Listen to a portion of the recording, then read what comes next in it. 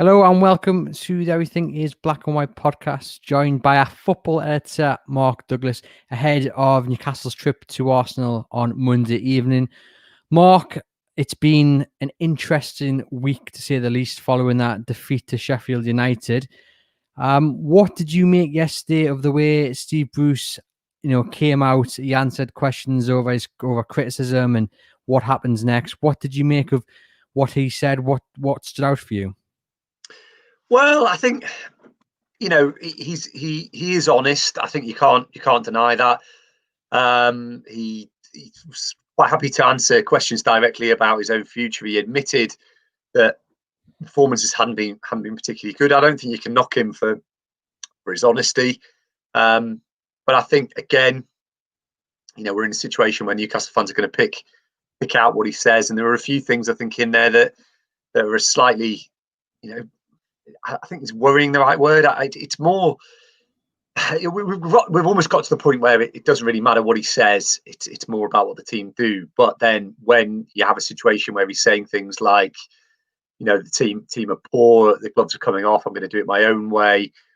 You just have to kind of, you just go back to it and say, well, what have you been doing so far? Why is it that, the things that you say don't ever seem to come off? You've had the chance to reshape the team now. It's 18 months.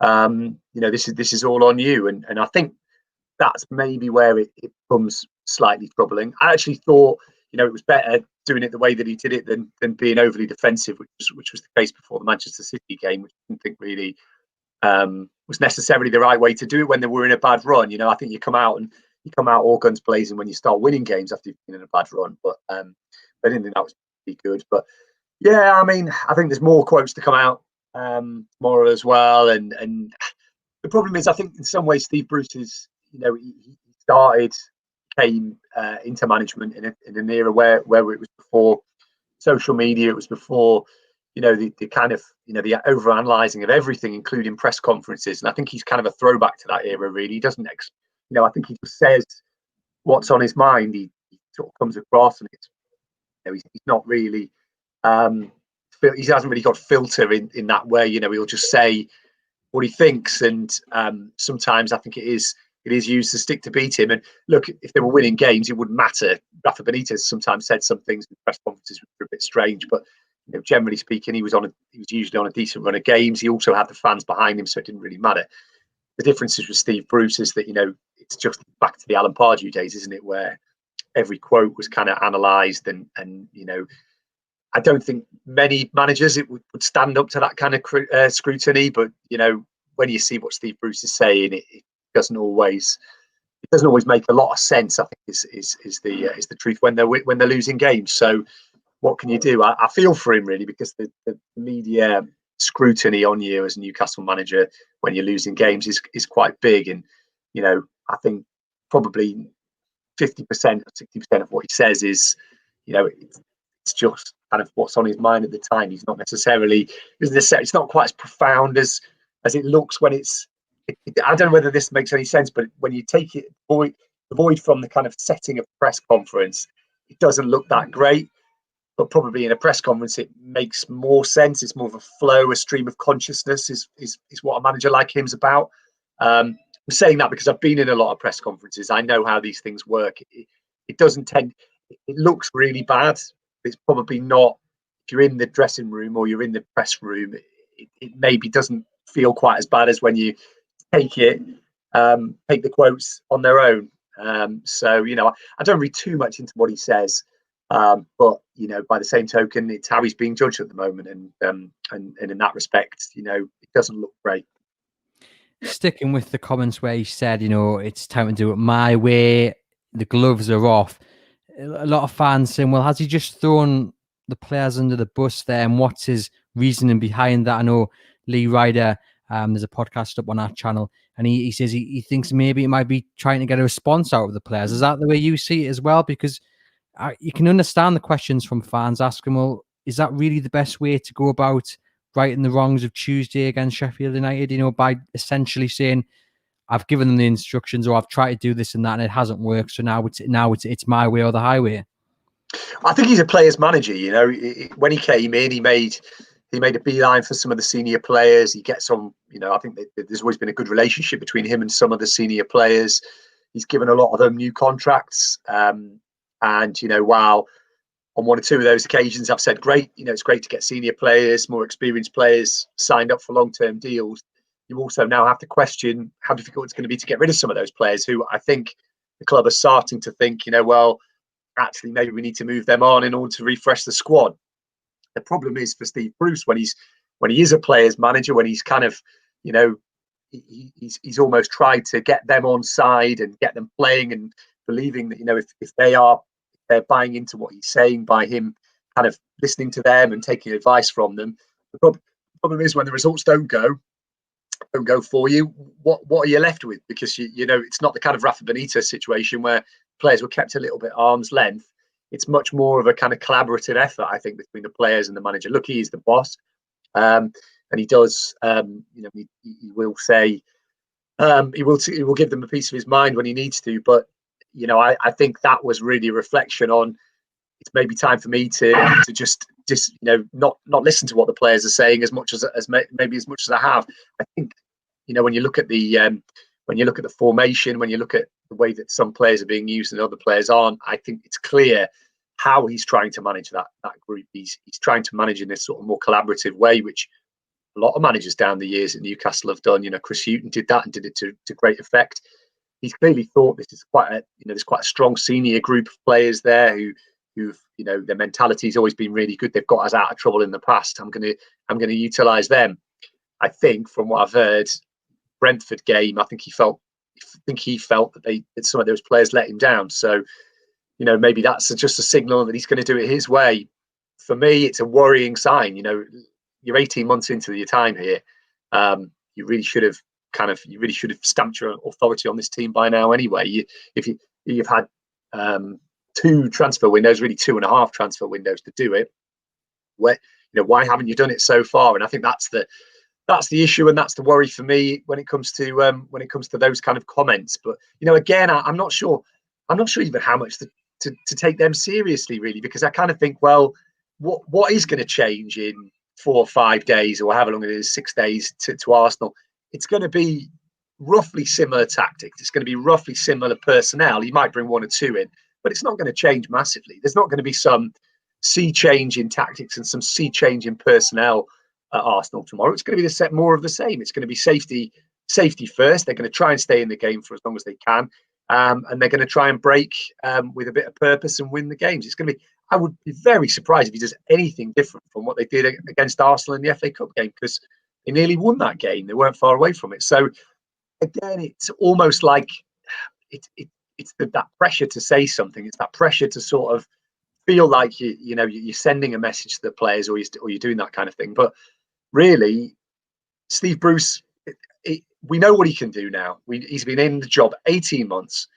It's not going to suddenly change. And that is what I was kind of writing about after the Sheffield United game. Why, in my opinion, it's really now a straight pull for the Newcastle hierarchy. Do they believe he's going to keep them in the Premier League, or do they think that he's not? And if they think he's going to keep them in the Premier League, they'll probably keep him there. Fulham didn't win yesterday. The other results didn't go for Newcastle, but Fulham didn't win yesterday. They'll think as long as he stays about 7 or 8 points above the relegation zone, he'll get the chance. But we know now, I think we know now, he's not going to progress this team. They're not going to suddenly become a top 6, top 8 club with Steve Bruce there, unless something massively changes in that he gets a lot of money to spend, and then goes and buys really, really top players. But that's not going to change. He's had a long time at Newcastle now. This is a year and a half. A lot of managers don't get that long at a Premier League football club, and this is kind of where Newcastle are. It's not as bad. I don't think they're as bad as they have been in the last 6 games. I think they're probably, Bruce has probably got them a level slightly above that. But I think 15th in the league. They're worse than they were under Rafa Benitez. Lower league position than the 2 finishing positions that Benitez had. Of course, they went through a bad period as well. I think that's the point now, isn't it? It's for me, it's what is the point of Newcastle United at the moment under Mike Ashley's regime? And it seems that the point is to keep them afloat for as long as they can kind of get a resolution on what's happening with this takeover. It's a pretty grim state of purgatory to be in. And for me, I think it's running a massive risk because they are still in relegation trouble. They're not a million miles away from it at the moment. And Bruce needs some results from somewhere. He needs to get a win in the next 2 games, I think. And then you look at Leeds the week after. He really needs to get 4 points from the next 3 games. The way that they're playing at the moment, I think that feels like a tall order. A question here from Red Path David, who's sent it in from Twitter. He says, does Steve Bruce know his best team? And this goes back to this whole, doing it my way, because over the last 18 months, we've seen a lot of tactic changes, a lot of different formations, the personnel switching and chopping. Do you think he actually knows what his best team is, or is he still trying to figure that out? And we know that he's brought in Callum Wilson and he's brought in a few additions in the summer. And that maybe he's got to get a bit of time to work out who goes where potentially. But do you think he actually knows his best team, and and that will aid him to do it his way, as he says? I think he does. Yeah, I think he probably knows what he'd like to do. The problem is that I think this is one of the reasons why I kind of I find the management of the team in the last sort of 4 months, 5 months really difficult to understand, is that they sometimes seem fearful of the opposition rather than playing on their own strengths. I understand that against the top team. What's ended up happening in the last few weeks is that they only know one way to play, and that's the way that they play against the Arsenals, the Liverpools, kind of even the Leicesters. This passive sort of, like the 5 at the back against Sheffield United, the way that they played in that game, that seems to be the way that now Newcastle are going to set up for the rest of the season almost. And maybe that's what Steve Bruce was referring to and saying I'll do it my way. But I think in his ideal world, the sort of formation and the way that they played against Bournemouth at the end of last season, that's the ideal. That's Steve Bruce's kind of blueprint for what he'd like to do. He would say, well, I haven't got Alan Saint-Maximin at the moment. He's our prime offensive threat. So I can't play that way. I've got to do things a different way. He obviously feels at the moment that he has to bolster that defence. He has to play 5 at the back. He has to have more of a defensive midfield because they're just shipping too many goals and shipping too many chances. So I think he knows what he wants his best team to be, but it's very different from the team that he's playing. And I think he's kind of got into that mindset of, which he was in last season as well, which is, we need to stop the rot. We need to stop conceding goals, stop conceding so many chances, and then we might have a chance.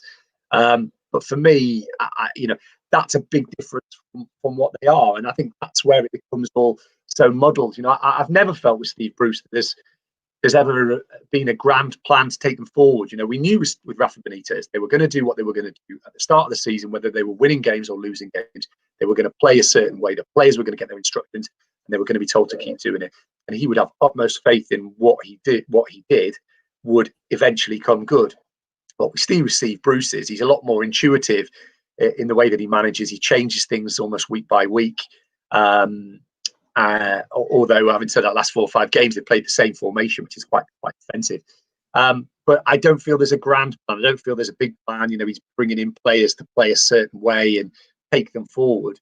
I know he says that he feels that they're progressing, bit by bit, and they are getting better. But I'm sorry, I just don't see any evidence of it, and that's my worry. I mean, his best team you would think would be, more of an attacking team, maybe with a kind of a number 10 behind Callum Wilson, maybe Saint-Maximin in a free role, which they tried for a while, it didn't work, and 2 attacking fullback pushing on, which is what he's supposed to. What he would probably say the 5 at the back was meant to be on Tuesday, but it certainly didn't look that way, did it, when they actually took to the field? What frustrates me is that, after the Sheffield United game, he said to reporters, I'm starting to sound a bit like a broken record. And he mentioned, given the way his players give the ball away. And if you look back in his previous comments, he is sound like a broken record. So he knows he is, because he keeps saying the same thing. And I just wonder, what do you think's happening on the pitch to rectify these basic issues? I mean, giving the ball away as much as they do, they're so careless in possession. That is really just a schoolboy error that should, you say it once, it should be fixed, but it keeps happening. What do you imagine's happening on the training pitch to try and rectify these basics and make sure that these players are actually doing them?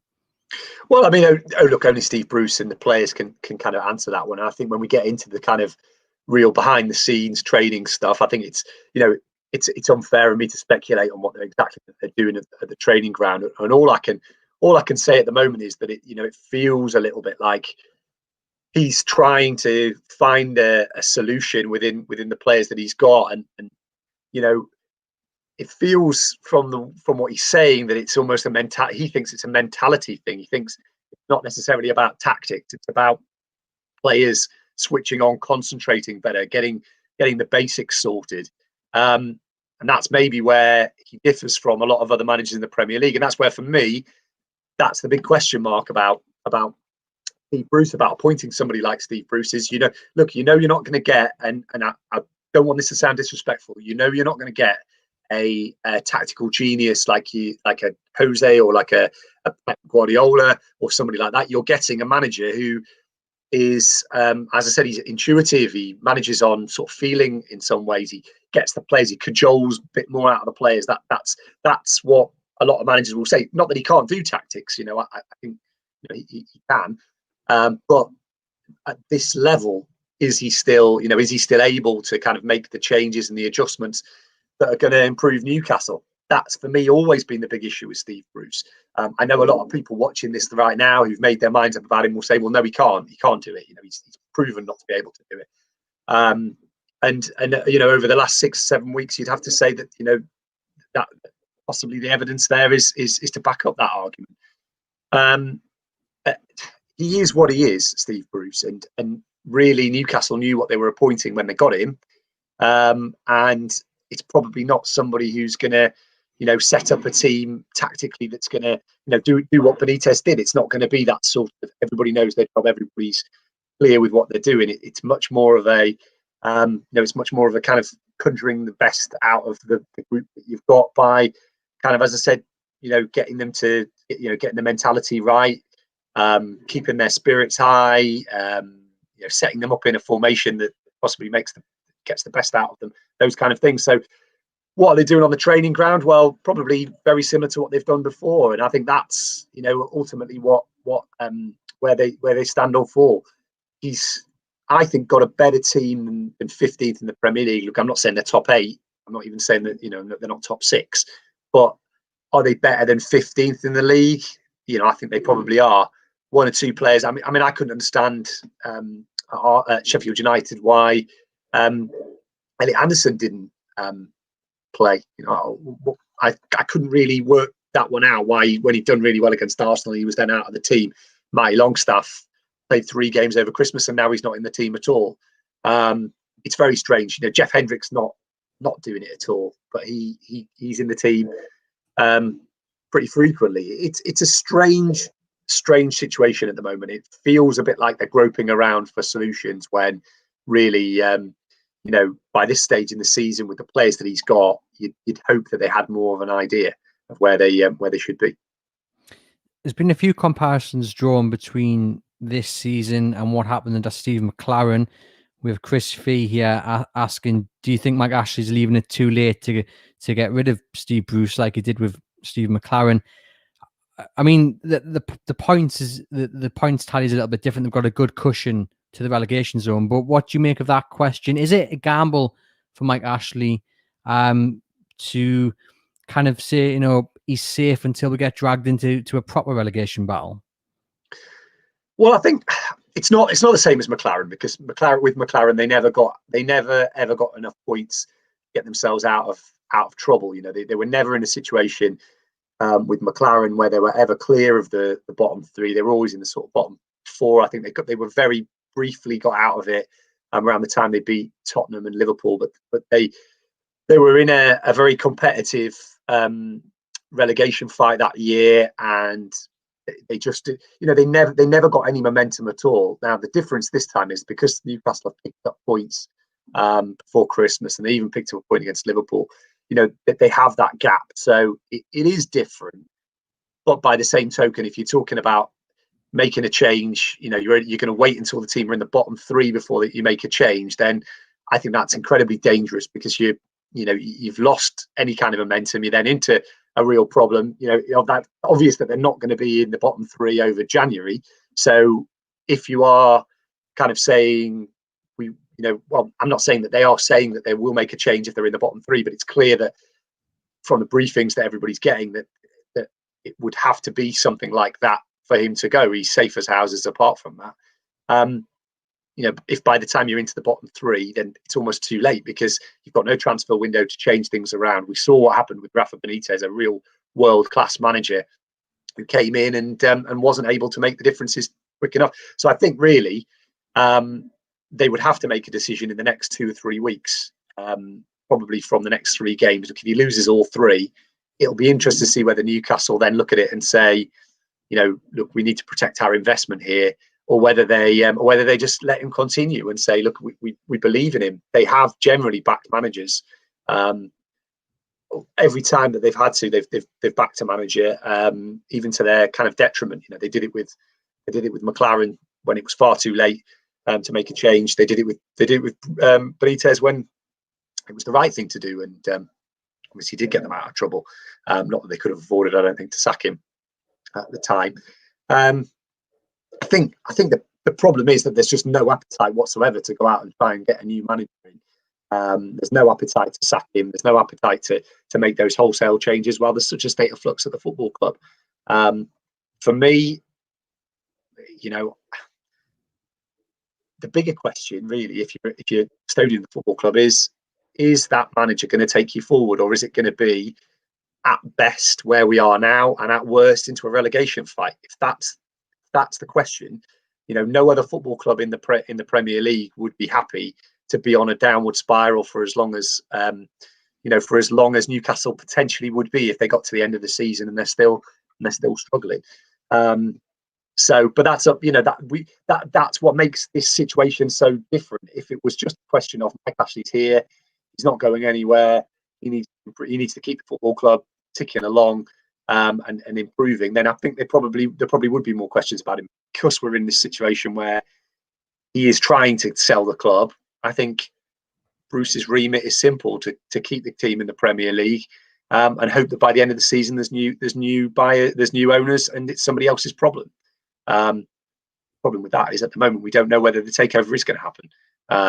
All we know is that he's trying to make it happen, but it could be weeks or even months. It could be weeks and weeks and weeks, or even months before we know whether there's any resolution on that. Lots of questions coming in about the players and their attitude, their application. Now, Steve Bruce has praised them. He said, he was asked about this in his press conference. Have you lost the dressing room? He said, you're asking the wrong person, but I saw nothing wrong with how they were, Leicester, Liverpool, and what have you. But the performance on Tuesday night was pretty dismal. And what's your view? I mean, Steve Bruce has obviously given his A, clearly thinks the players are still fighting for him. What do you make of that? Do you think the players are still fighting for him? I mean, they're all professionals, so they should be, but what's your take on it? I think it's very rare that a manager really loses the dressing room. I think I wrote a piece after the game on Tuesday and said that, when they went to sack Steve McLaren, one of the things that the Players University said was we're still behind him. Generally speaking, the players will say that. They will keep working for him unless there's one or two really bad apples there. It's very rare, I think, that players just stop playing, and I don't think that's the case. What will happen is that there'll be a lot of them feeling a bit sorry for themselves, a lot of them feeling thoroughly fed up about the situation, and when they start losing, doubts start creeping into your mind. But I don't think he's lost the dressing room. I don't think it's there. There definitely are players who are less happy than others in there, and when you start losing games, players do start to kind of have their grumbles and stuff. But it doesn't feel to me like he's lost the dressing room and that players are down tooled. It just feels to me like he's not got any effective ways of turning this round at the moment. I'm yet to see where it changes. We saw the Liverpool game, and then they reverted to type against Leicester. And what I think does irk this group of players is the continual talking down of them. We heard when when Rafa left, there were a few players who maybe felt like, oh well, we were always being talked down by the old manager, and then now you're into a manager who talked them up at first. Now sort of saying, well, do we have the capabilities to go and do, to go and be more attacking and things? It's like it can't always be a situation where it's the players, and that we haven't got good enough players. I keep seeing people say that. What do you think of this group? Is it good enough? Well, man for man, I think it's miles better than Sheffield United's squad. I would say man for man, it's better than Leeds' squad as well. It's better than quite a lot of the teams in the bottom half of the Premier League. But they're being outplayed, outthought by those teams. So where does the buck lie then? I would say it's the manager. They've got a back four that are very good. They've got two excellent goalkeepers. Midfield's where the problems lie, because I don't think they've got anybody in the engine room who can really, who's got that invention that you really need. But they, obviously to Maximum not being there, that they are a little bit, I think, short-handed in midfield. But Callum Wilson's the best striker in the bottom half of the table, in my opinion. I don't think there's too many better than him. And we keep hearing about how much Steve Bruce likes Dwight Gale, so play him. Matty Longstaff plays well in a couple of games. Play him. What is the kind of resistance to playing players who can maybe make a bit of a difference? Why is Jeff Hendrick continuing to play when, let's be honest, he's been utterly anonymous really for weeks and weeks? I don't understand that. That for me is something that's difficult to understand. I mean, it feels like the team is sometimes being set up not to lose, and I think that is a problem. Why are they so passive? I mean, he's had 18 months to build on what Rafa Benitez has kind of done. In fact, it sort of seems like, if anything, they're becoming more passive. That they're giving up more possession to opposition teams.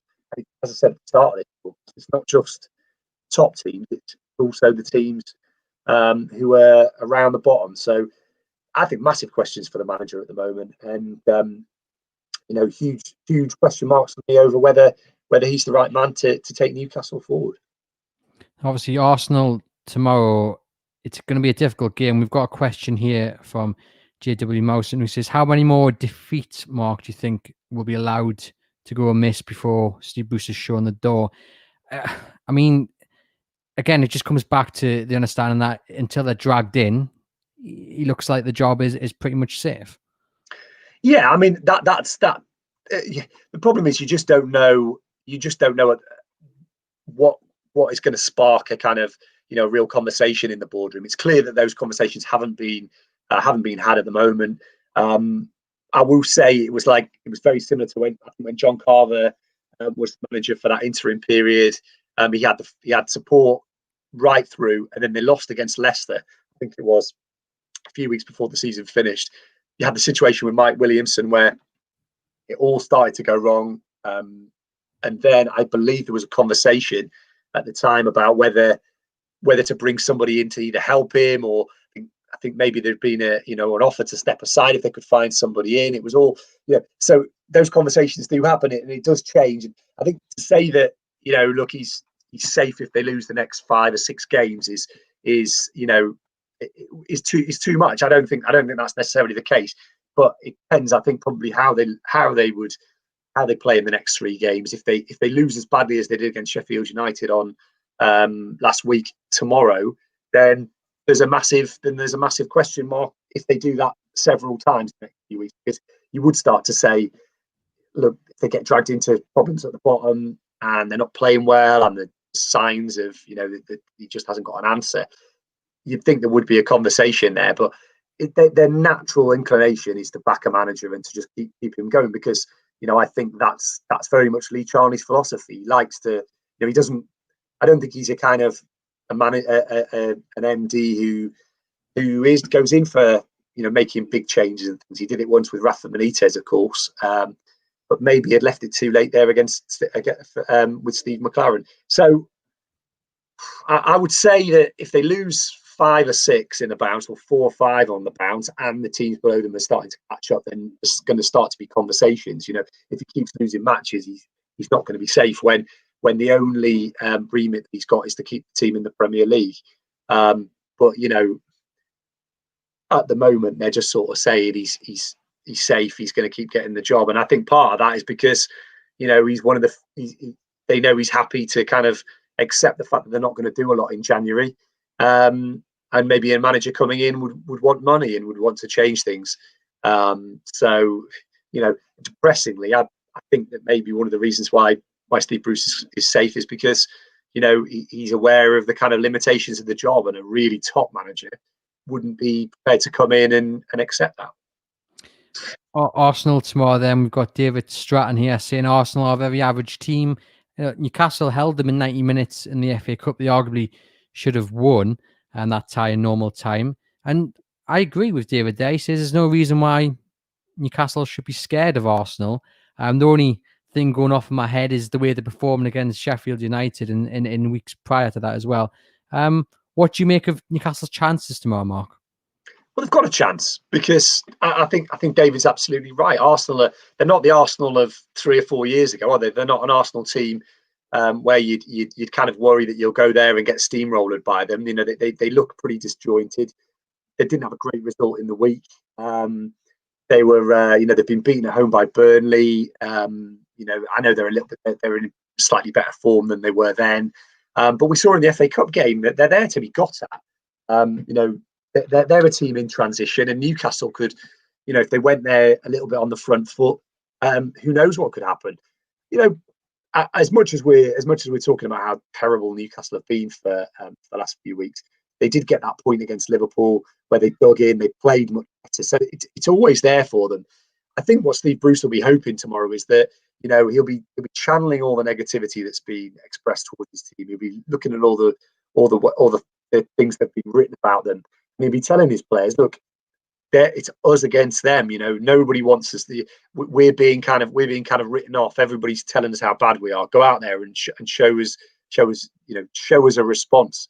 The worrying thing, I think, would be tomorrow if they don't respond at all. If there's no improvement in performance, then I really will be worried. You'd hope that they've been stung by what's been said. Like David says, they're not a great team. Arsenal. They're not a Liverpool. They're not a Leicester. They're not a Tottenham. They're not as good as that at the moment. So you'd hope that they go out there and really give Arsenal a few problems and sort of try and assert themselves a little. Because if they're as limp and as ineffectual as they were against Sheffield United, we're not. I think we're in the kind of realms of where do we go from here? Because they've got a vibrant Aston Villa on Saturday, and then they've got Leeds on Tuesday, and that's starting to look to me like a massive game because Leeds are in pretty bad form, but they put 5 past Newcastle before Christmas. So, that is a game where Newcastle simply have to get something. But they've got to start tomorrow. They've got to start tomorrow with a decent performance, I think.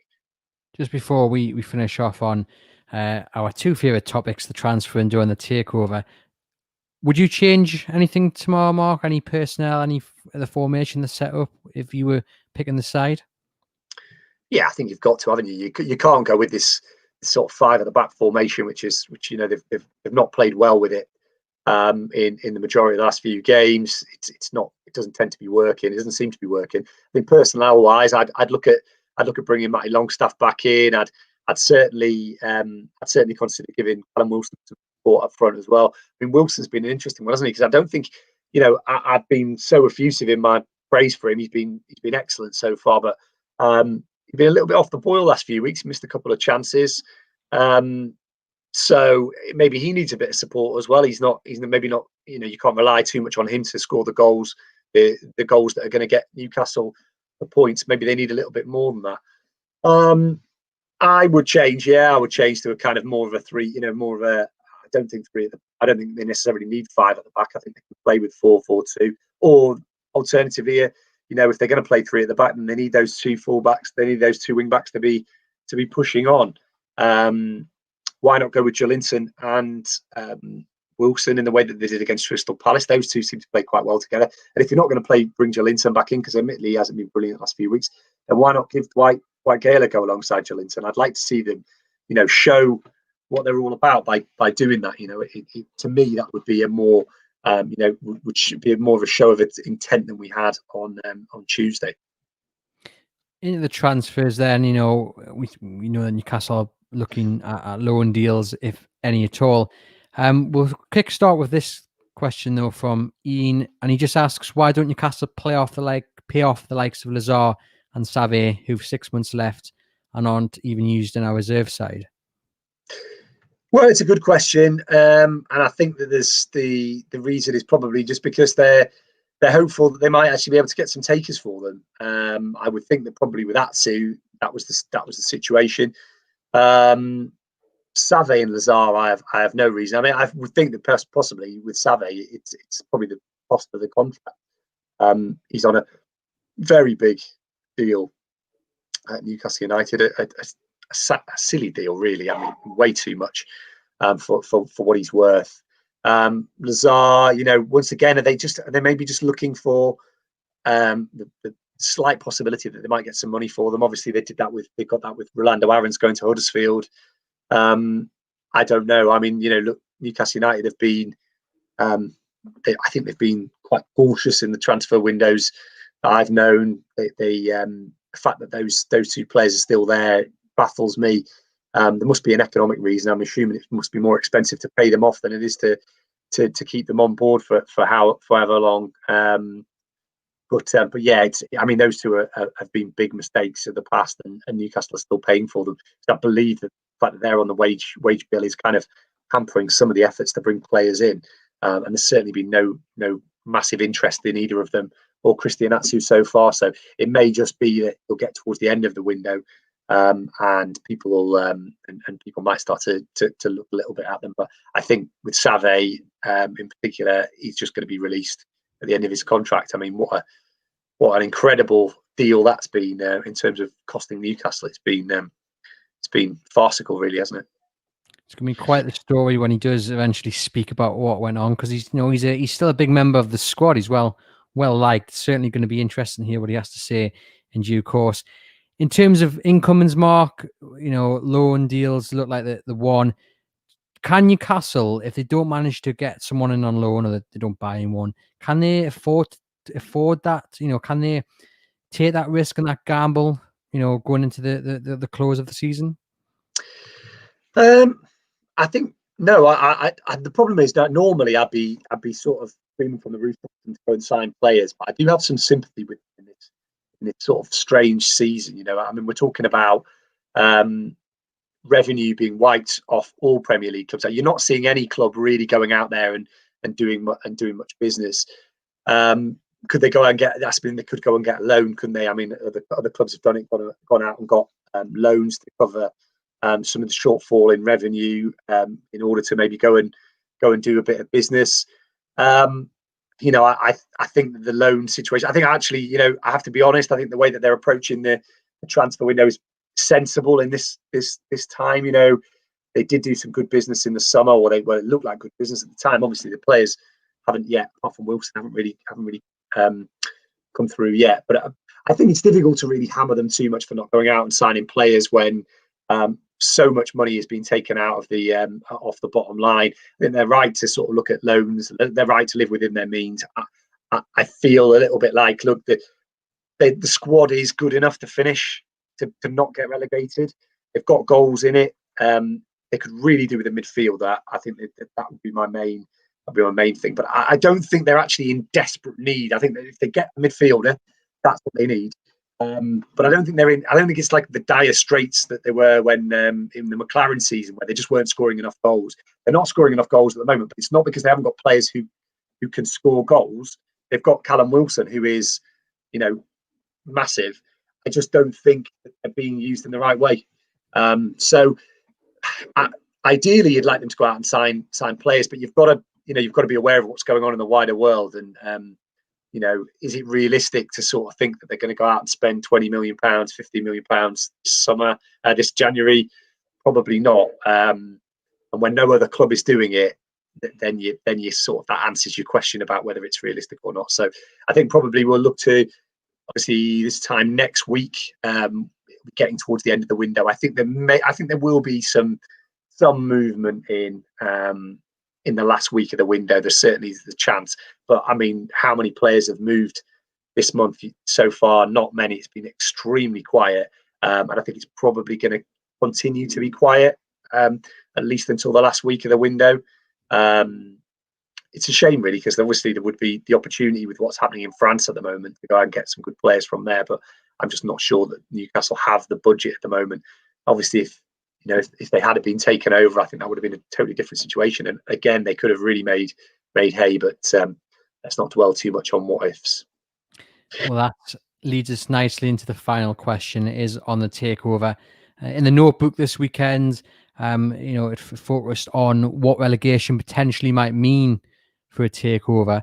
And a lot of, the word was a lot from some that relegation would probably single the end to any takeover. The Premier League status is massively important, the TV rights and TV income and all that. But can you just explain to our listeners and our viewers what was in the notebook this weekend about the takeover, and maybe relegation wouldn't maybe single the end to it?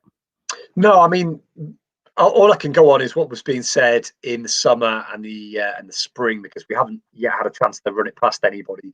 There's not really been, it's not been. There hasn't been a lot of. I've got to be honest. There hasn't been a lot of communication from anybody around the deal in recent weeks. It's gone very quiet, which I happen to think's maybe not the worst thing in the world.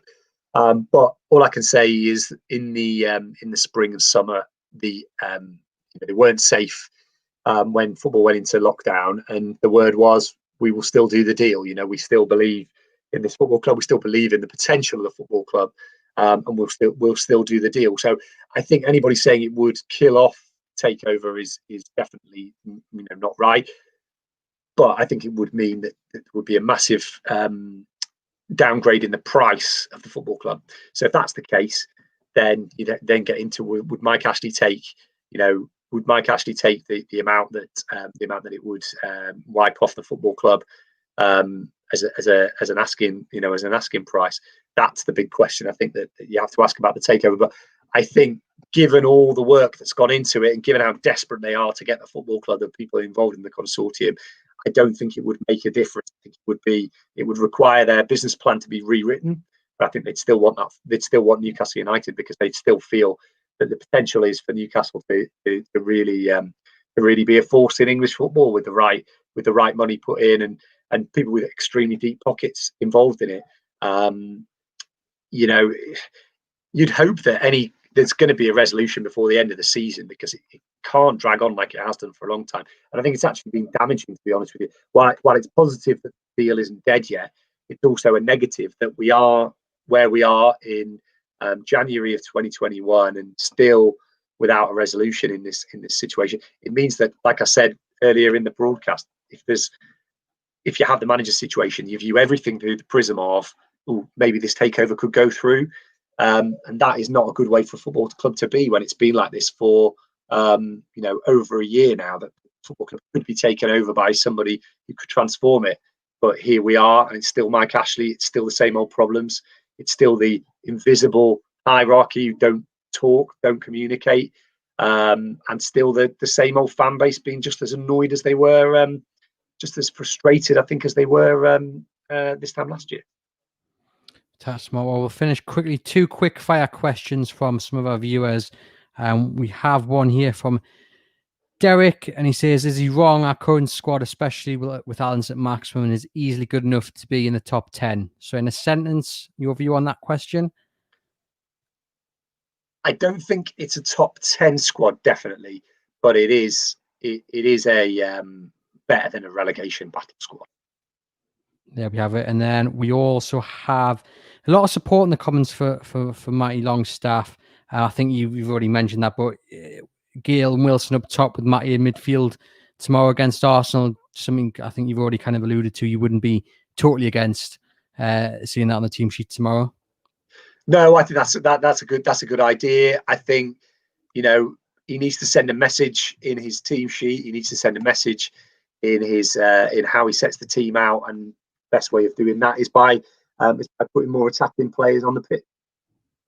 And just finally, then, one on Matt Ritchie from Paul, and he says, Matt Ritchie too slow for the wing, but has the industry for centre midfield. And given that the centre midfield area is clearly somewhere where there's an issue for Newcastle, they do need something else in there. They need someone to kind of dominate that area. it would be interesting to see Matt Ritchie in the centre of the park. Do you think? Yeah, I mean, for me, it's about somebody in there who can maybe create a little bit more. Longstaff can be Matty Longstaff can be more of a box to box fielder. It'd be interesting to see if he tried it. You know, he hasn't been in there for such a long time.